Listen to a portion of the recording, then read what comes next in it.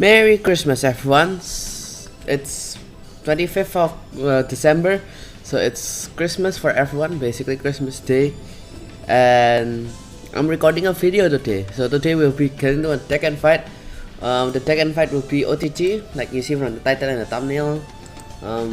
We got Magus. So this is pure Magus build. There is actually, I think, two variants of Magus builds. There is one with Tsukuyomi. I don't have full Tsukuyomi, but I think I could build it. But the problem is, like, when I play Vanguard Zero, I wanna like the difference about Magus and Tsukuyomi is that Tsukuyomi is 100% better because you can stack cards. But then remember that, like, you have to memorize the card, or like go through your deck log or something like that. That could be fun for some people, for people who really want to try hard. But I'm not really try harding in rank anymore for some reason. It's just like I'm just chilling and playing Vanguard Zero. So this so let's get into the deck build. So this is the pure Magus deck build. I'm missing one floral Magus, and I could get some more double rare Magus, but I don't think I can manage it this season. I might be able, but then like the video will be too long, so like I can't totally postpone the video. So yeah, I just decided to wing it like this because this deck is like itself is not bad, and although I'm missing a few pieces, it's not gonna collapse into itself. I think well, most cases not. So this Magus build, the good thing about this Magus build, even though it's like a lot of Magus names and they're almost completely Magus, the whole deck is almost completely Magus, they don't really, the names don't matter anymore. So they only have, yeah, well, just like they have Magus, but then like the name itself doesn't matter for skills. So as in, like, some eradicators need to counterblast specific cards with eradicators. In this build, in Magus, they don't really the name does not matter. They just, like, Magus is usually generalized is used to have a skill to check the top card or move the top card somewhere else. Well, no, actually only just manipulate the top cards of your deck so you know what to do, you know. That's the whole Magus strategy, which is actually really fun. And let's just get into the build. So first we have the Great Zero Los Angeles Magus. It's a really good card. It can go back as a heal because at the end of battle she boosted. You get a, like, she goes back to the deck. You get to put a heal in the deck, and then like you draw a card. So that is really good. Like, even if you draw any worst case scenario is that you draw a trigger, which is like a heal also. Remember that the heal can be more significant than a 3k booster. On top of the 3k booster is a heal also, so like you're actually just like plussing because you get a better card, because the 3k boost is like practically nothing to be honest. On top of that, it doesn't filter, depending on, like, if you get a trigger it doesn't filter, but then if you get something else that is not a trigger, you actually filter because you put an extra trigger into your deck while you're removing one card from your deck that is not a trigger, you know. So it's a really good starter. Since like the actual game, I think I actually really like the starters of Battle Razor, Turbo Razor, and Los Angeles Magus. And I actually find it interesting that how they put triggers back so easily. But it's more complicated in real game than this, but this is like just the best starter, honestly. I think you can also run the counter +1, put and also check the top 5 for grade 3, but I don't think it's necessary in this deck. So better to run Los Angeles Magus. I just had to, like, let me get into the other cards. So basically these 5 cards, so we have Battle Sister Cocoa. We only need 1. I think you can run 4 if you want, but I only have 1. Top of that, I prefer it like this. And Circle Magus, because her 6k body is also risky, but she is actually like well, her skill can be good, can be not really, because like you get to check the top card and put it on the bottom of the deck. But like put the top on the bottom, that is good, but half the time you really want to keep the top card on the deck because you want to declare that card, like you want to have that card to be on the top card of your deck to activate the skills. You don't really want to, like, if you check, regardless if it's a trigger or not a non-trigger, usually don't put it at the bottom. So you don't really need too much. And top of it, Circle Magus just what the deck needs. You check the top card and that's it, because this deck needs to, like, to reveal the top card. I'll show you what it means to reveal the top card. And basically you can play with the ratios with circle makers and cocoa. It doesn't really like matter honestly too much, but I'll show you why I run 4. On top of that, I also don't have enough copy. I think I have a promo version, but I forgot. So, and then we have 4 PGs. Obviously, Tetra Makers, we have the new PGs because this deck is a limit break line deck. Then we have the grade 1 Crescent Makers, which is when this unit boosts, declare the top card of your deck. If you reveal the top card of your deck, and if that card is a rev card, declare. I mean, like, let me just say it in my own language. When this when it boosts, declare a card, and like you have to pick a card from your deck. Later, it will give you a selection. Then, if it's that card that you reveal, the same card, you get 3k. So, obviously, you say the card first before it reveal, obviously, but. Yeah, so that's how this is really good because I'll show the reason why is to activate some of the skills. I'll tell you what the skills are. We run 3 Silent Tomb. I think usually a normal Makers player runs only 1 actually or 2, and then you use like I don't know the exact ratios, but you run with different ratios of these like Silent Tombs, Cure Makers is 12k attacker. This girl, which is actually really like not bad, Stellar Makers. And then we also have Parallel Makers 100%. You run 4 copies, hands down. No complaining. It's like no arguments. It's just 4 copies because it's so good for the deck. Then you also can run 10k vanillas. I just used the Swiss here. So you run around with the ratios. You can like play around. Why didn't I use my SP one? I'll change it later on, like not in camera.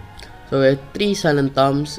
The 3 Silent Tombs is like it's good. Like I don't really have to explain the Silent Tomb. Here's a skill. When this unit attacks, your opponent cannot PG basically. Perfect card. So like that is, to be honest, really good because your opponent's at 5 damage. You just shoot with Silent Tomb and they're like they need to pull a heal, which is not good. And they can actually now use Murakumo. Murakumo actually reduces the power, which is gonna be interesting if we fight Murakumo. I wanna do a Murakumo Tekken fight because it's been really lucky. And then 12k attacker, so like feel free to run with the grade 2 ratios, because I didn't have core makers, I only have 1 sadly, and then like stellar makers I only have 2, so you can run around with the ratios. I think Brilliant makers 100% 4, and the 10k vanillas I think you should run if you don't have like the enough for the other stellar makers and core makers, because 10k vanillas are really good. But if you want, you can drop the 10k vanillas to fill in for the Stellar, Cure, and the Silent Tombs. Feel free to run with the ratios and the grade 3s. We run 2 Amaterasu's. So Amaterasu is just a backup grade 3 if you're like in the worst case scenario, and he's just usually a filler up for the 13 slot. But I was also missing like 1 more Floral Makers. Sadly didn't get one of the copies, so I think I got 2 of the SPs though. Did I? Oh no, I got 1 SP and 2 normal, never mind. So I got 2 normal and 1 SP, so I only have 3. If you have a 4th one, I think drop 1 Amaterasu. You only need 1 Amaterasu. You actually don't need her, it's just there. And then we have Pentagonal Makers, which I actually got 4 and 1 SP. So her skill is really good. So I forgot to use Floral Maker skill. Floral Maker skill is basically to counter +1. You reveal the you declare the third card. So like you choose 1 card that is in your deck, and then you reveal the top card. If it's that card, you add it to your hand and get 5k. So this is a really good card when if you're in a tight situation where you don't have any cards in your hand and you actually only have 1 card, which is her. You have to ride her, and you can practically go through your counter plus, because remember that even though you mess it up, for example, you cannot reveal the top card. You can use a skill once, and if it's not that card, it will go back on top. You counter plus again, reveal the top card. If it's like, for example, grade 2, and you add it to your hand, then you use the skill again, check the top card, and if it's not the card that you declared, it goes up, and then you counter plus again, you add it to your hand. So you will automatically always have a card in your hand for 2 counter plus. But if you're lucky, you can even have one counter plus. So what you can do is that, and then your 5th counter blast, if just like in a situation like your 5th counter blast can be attack the top card, and it's a trigger, you can leave it on top, and it's really good. Call down those 2 grade 2s, and then like try to kill for go for game. which is nice because Flower Makers is also good. Like you can randomly high roll into a PG or a grade 2, or also you can stack triggers. Remember that the card that you reveal that doesn't add to your hand goes back to the top of the deck. But this card also, remember, that doesn't get 5k if you mess it up. So the important thing for this deck is that when you play this deck, don't get too distracted when looking at the top card, because I have played some games legit messed up because I got distracted for a second while the top card was revealing and I forgot and then well, it all failed. But then that's the main thing to remember for this deck. So this is also Pentagonal Magus. When this unit attacks Vanguard, declare a top card, so declare card name and reveal the top card. If that card is that card, declared again. So like if you declare the top card again, you add it to your hand, this unit gets 5k and a critical. So this deck has crit pressure, which is really nice. And then they also have a lot of draws from Floral Makers, like a backup draw, a really good draw. So that's why I run 3 the draw triggers and the crits. The draw triggers on the Floral Makers. So Floral Makers, if she was drive check or damage check, she will add a card to your hand. And then when you also ride her, she can also add cards to your hand. So that's why I make Flower Makers extra plus by putting the draws. Then Pentagonal Makers and the Amaterasu's 6 crits. You can run 5 crits for 4 draws. I say run with 4 crits, 5 draws, or like 4 and 5, 6 and 3. 7 and 2 maybe you can even manage 8 and 1 if you want that. But one thing is that I don't think you should run 9 crits, because at the situation I've played 9 crits long ago, because I know that Floral Makers, like I run 9 draws at first, then 9 draws I realized, wait, this deck doesn't need drawing, and then sometimes you overdraw or even like you deck out too quickly, because this deck goes through your deck not as fast as like other clans, but it's gonna be fast if you keep running 9 draws. So I decided to run 9 crits, and I realized that situation if you're going to Pentagonal Makers, you don't really have too much card in your hand. So that's why what you want to do is you save cards for your hand until like when you have before you break ride. When you break ride, you will add a few cards in your hand, but usually those cards will be used for next turn. You can really have it in the field. So what you want to focus is that add creators before you do your explosive move with Pentagonal Makers. Call down those creators, then use Pentagonal skills like break ride with Hexagonal Makers, which I'll get into a second, which is a really good card.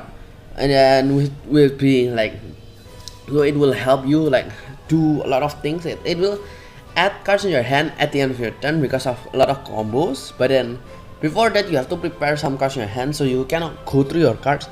You can still rush, but remember you have to keep account on your resources for this deck, because this resources in the deck is like quite important when you play it.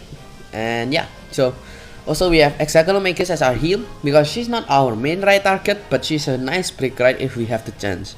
Remember that like when you're playing with the limit break era right now, either if the opponent damage chokes you, it's a good way to ride, I guess, like depending on the deck though. Like if it's Spike Brothers or Narukami, it could be dangerous, but I think if a damage choke, like a normal damage choke deck would be fine, because you ride the break ride. But if your opponent's rushing you, pushing you to 5 damage early, obviously you shouldn't go to Hexagonal Makers, because unless you have a plan. But like it's a really risky play, because Hexagonal Makers doesn't have any value until you break ride. So break ride is actually good. So when you roll upon your Vanguard gets 10k, and then you get to look at the 3 cards look at the 3 cards on the top of your deck, add 1 to your hand, and then put the rest on top of your deck in any order. So you can pick the order of the cards, show you how it will work later in the gameplay. So this card is a backup break ride. So the Amaterasu is actually not backup, it's just like if you're forced to ride it, at least it's not that bad, because like she can stack cards on the top of her deck like how old Amaterasu worked. So for some reason, yeah, sadly, one thing is sad is that about Makers is that they don't have any ride animation. No Hexagonal Makers, no Pentagonal Makers. I guess in the anime, the OTT was never used, right? I remember Misaki was always using the new Genesis, because she's trying out the new clan. She was using Fortuna, which is in the next set. It's kind of sad, because like it's one of the clans you think got seen a lot. This is a good hand. You know, the funny thing is that since I'm running OTT, people might think like if I have a good hand, they might think I'm a VV farmer. So this is a good hand. I don't need to redraw any grade 3s because I'll get the grade 3s later on, so I don't need to panic. The grade 3 targets are like really long on top of that. So I also draw into a PG, that's nice. So fighting battle razors. Wait. This is not battle razors. They're obviously not razors. This is the, I think this is a ethics blow. So if you don't know what ethics blow is, I couldn't build it, but like what ethics blows basically did, I don't know. I think this is razors. Actually, I actually don't know. So ethics blows, the scary thing about ethics blows is that you break it with Valkluger on top of ethics buster, and then you can do a lot of combos which give you power. Your cards gain power, so they can attack again multiple times. And then you can loop it actually. You can constantly loop it with plow. So if you're at 5 damage or 4 damage, you're dead basically. Because unless you get a trigger, you need to get a trigger. If not, you have a high chance to die. You'll see why if it's actually playing. I would use Stellar Makers, but I need to call Crescent Makers out. So we see. So let's see the.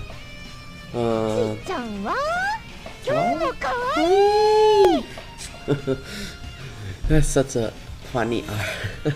Like it's really funny. And then I call this down. So I can push a little bit just because this card will give me. Stellar Makers is such a good card. I think they buffer in the old one. I think what her skill was that if you mess up, you don't get a counter charge. But in this one, she basically says like, try your luck, and if you fail, you get a refund because she counter blast to check the top card, and then if it's that card, you get to add to your hand. But if it is not, you get a counter charge 1. So she basically like, oh, if you mess up, oh, it's okay. I'll like replenish your resources for you. Well, not replenish you, like no cost.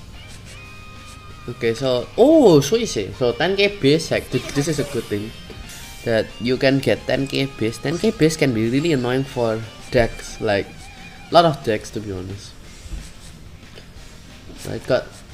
This is why Crescent Makers is one of the best cards in this deck. So because Crescent Makers can be helpful. Just remember that Pentagonal Makers. Oh wait, I'm fighting Razors? Well, I guess my rank was so low, too low. Interesting. I've not seen Razor in a while. I've not even played it for a while. And that's not a VG. I kind of want to see a grade 3 now. Because I'm creeping up on my grade 3 turn. I do have hexagonal, but remember that hexagonal makers have no value. Well, practically has no value other than being a grade 3 now. That army? Wait. That army? Is this a Jet Army Razors? That's strange. Never heard of a thing. Pretty bold.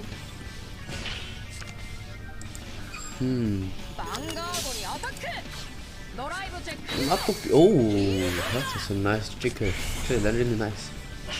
Not of hero, I feel like this guy is a start new because maybe he doesn't know what Magus can do. Because usually if you're fighting like this, I don't see people damage you this early on. Oh, heal trigger. Well, like how do I put it? Like, since you're usually afraid of the limit break, but this is a great if he's brave like this. It'd be fun. I always love it when players like just rush ahead because it actually makes everyone be able to like use their full potential. So I actually got lucky and pulled 2 hexagon makers. See, no animation. Sadly, no animation. So how was your Christmas, guys? Tell me in the comments down below how great your Christmas was. We can't really go out in the situation with the pandemic still, but still, Christmas at home with family is not that bad. Hopefully you guys are doing well with your Christmas also though. Well, mine is like fine, but how about yours? Tell me in the comments down below. I'll be reading your comments. I'd love to read. Ooh, crit. So running crits is always fun. Like I said, I'm like one of those crit addicts who like to pull critical triggers to make kids cry. will not make kids cry to make Vanguard fun. Murakumo. Also, I forgot to mention in the event guide video that they actually give you new like in the floral makers. Okay, good. I have a great right packet. So, in the Murakumo event guide video, I forgot to mention that now they added like if you did the very hard 3 times in a row with 3 stars, they will let you just quick fight it, which is really neat because you usually always play auto until you win. So just anyways, yeah, just basic like that. So is this even good anymore, Perfect Razor? Wait, he doesn't have razors, or did he just mess up?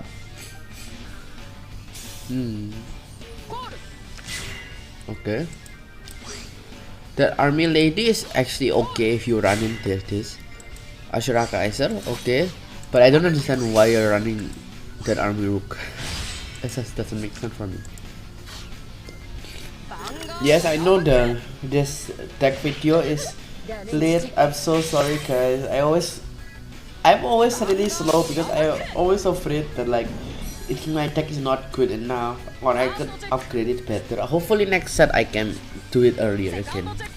So we also get triple rare guaranteed ticket, which I'll be opening in the next set, which is gonna be fun, really fun. Alright, we are 4 damage now. Situation like this is good with flower makers. So hexagonal makers is also really good because you can, half the time I'm playing hexagonal makers, I usually stack triggers, which is like good, you know, how you stack triggers. So break right. At this situation, I can actually get 4 cards for 4 counter plus. You see how? So look at 3 cards. If it's triggers though, I don't wanna take too much. I'll fetch this PG. I have crit. I have a silent thumb. And possibly try to crit them. I think it would be better like that. Swing, crit, and then yeah. So he's running twin blader. So actually, if he's running twin blader, I don't need to be scared. So I swing, and then swing, get a crit. I wanna keep that silent thumb later on. I won't really die because I have like 3 PGs obviously. Don't really have too much cards in my hand. Usually I don't know why, but the rate of getting at least 1 trigger is like 100% I think for like hexagonal makers. Well, for me that is like, but that's still like one, like always getting a trigger is still crazy. So he does have a PG, rocking a PG really early on. Then I'll swing at the Ashura Kaiser maybe. Razors don't draw as much, so I think it'll be better like that. Razors draw from draw triggers, but then remember that the Razors and call a lot of cards in their hand to actually use their like perfect Razor skill. That's what I mean, but they don't have it. So like they don't really have a lot of cards in their hand. It's great that perfect Razor is an 11k body. I remember him being like 11k, but he minus 2k I think if you don't have Razors on the field, which like really sucked because you have to have a pure Razor deck, or like if you're missing a card or two, you might mess up like the whole strategy.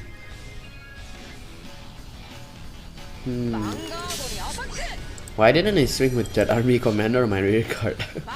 You need to mess it up.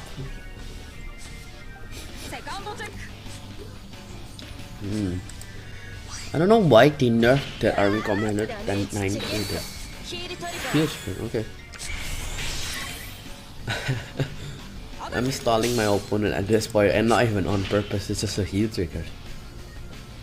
So this is a good thing, that Priolet Magus works with everything in this deck. I'll show you why Priolet Magus is so good.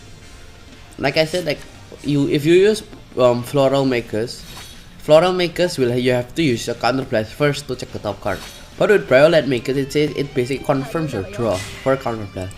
And then remember that you can cycle the skill as long as you have soul. And this deck doesn't use soul at all. Like no cards other than Priolet Makers choose soul blast.